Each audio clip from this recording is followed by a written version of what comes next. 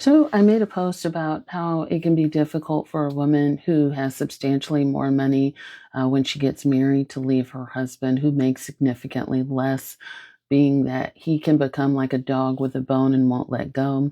And this commenter says, unfortunately, things can be just as difficult when the scales are tipped in the opposite direction. When a woman is financially dependent on a man, there are real and perceived obstacles to leaving a relationship. And that certainly can be true and has been true in a number of different cases. Hi, my name is Dr. Natalie Jones. I'm a licensed therapist.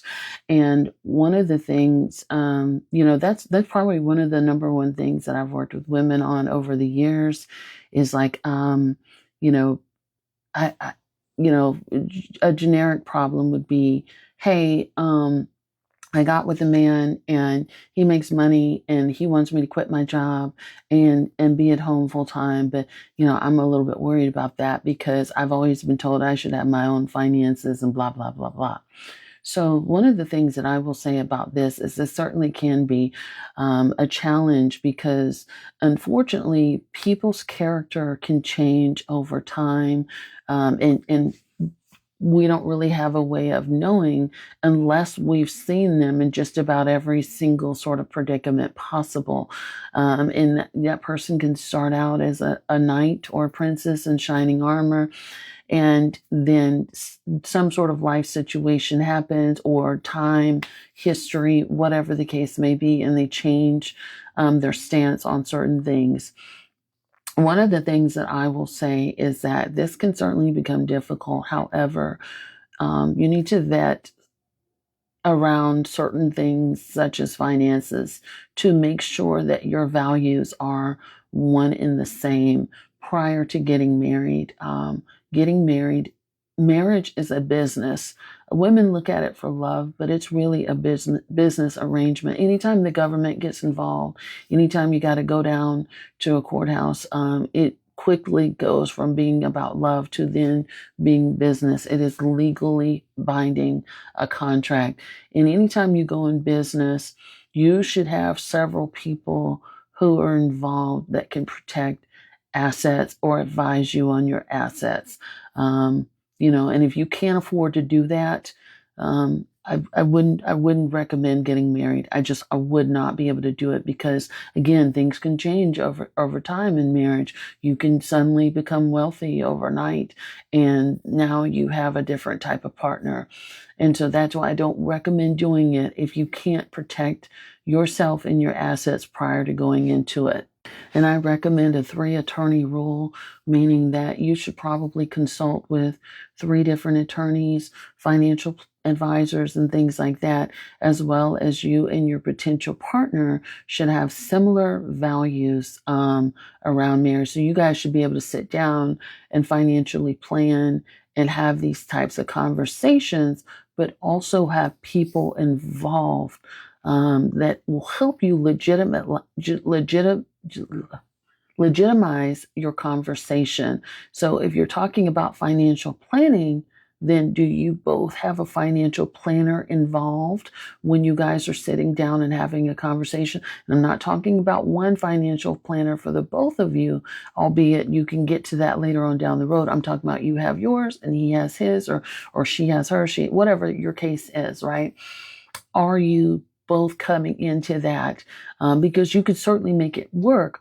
But if you guys aren't having these kinds of conversations prior to and having that understanding, that level of planning prior to, it's not going to usually, in my experience, it doesn't usually just magically appear down the road. If anything, people become more possessive over assets, especially when they perceive you're leaving or they're leaving. They become protective. What's mine is mine. What's yours is also mine, type of thing. So you want to have as many people involved and be able to plan and thoroughly map out. You also need to be of the notion, I think, for best practices whenever you're a woman. What if I just wake up tomorrow, love's ran out and I want to go? Am I well prepared to walk away from this relationship? Do we have something in writing that has prepared to sustain me if I want to leave this relationship for whatever reason? Do we have a legally binding contract? And again, that's not always a preventative, but a lot of times that will usually help to frame things. When you know things going in, you can kind of plan around that, and that's going to help you be on the same page. Prenuptial agreements and things like that are there for a reason. So I would always do your due diligence, even if you feel like going in, I have nothing. I'll give you an example. So, for example, a lot of the housewives, in the Real Housewives franchise, when they got married, a lot of them didn't have anything. They were housewives. They were stay-at-home moms. Back when the show first started. Now I can't really say so much, but a lot of them were housewives. But then they get on the show, and now they're making six figures or more. Now, and so now the status of the relationship has changed, which is why it becomes almost a death sentence. For a lot of them, like going into it, it's like, oh, when I married you, you were a stay-at-home mom and you were happy, but now you're on television, you have a fan base, you have, you have all these accolades, and you're making money, and now, you in a lot of cases, women are making more than what their partner is making. They're running circles around it. And so, but do you have things in place to protect your assets and things like that you earn prior to? And some of them do. Some of them get postnuptial agreements and things like that, but a lot of them don't. And so that's where they find themselves into hot water when their man is now looking for them to pay spousal support and all these other things. Now they're finding, oh my gosh, now we're getting caught up in all this stuff, and those legal fees really add up.